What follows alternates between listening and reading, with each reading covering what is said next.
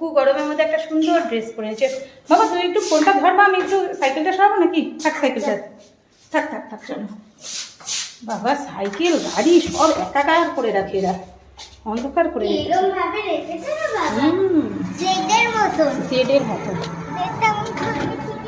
দেখ এখনো কিন্তু আসেনি তোর মা, ওরা কিরকম মিথ্যে কথা বলে আমাকে তোর আম্মা।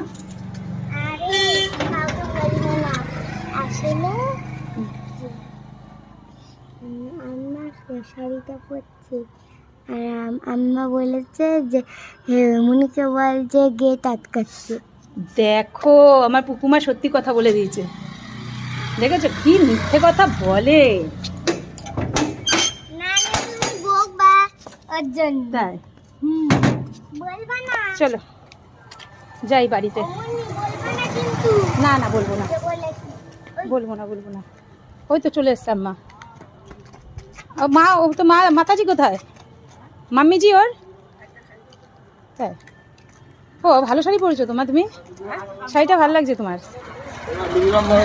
শাড়িটা খুব সুন্দর লাগছে। দেখো আমার মা শাড়িটা কি সুন্দর পরেছে, শাড়িটা ভালো লাগছে। মা কে দিয়েছে শাড়িটা? রুমির পছন্দ এখন আমার মতো হয়ে গেছে। একটু বসি, আমার মার নাকের মধ্যে বাসি আওয়াজ শুরু হয়ে গেছে, ফস ফস।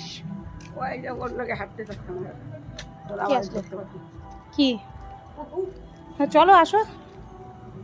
দেখছো ফস ফস আমার মায়ের শুরু হয়ে গেছে, মা একদমই হাঁটতে পারে না।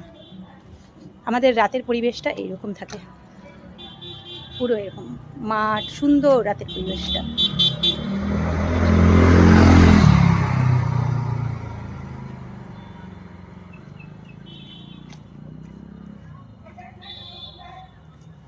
কি হয়েছে?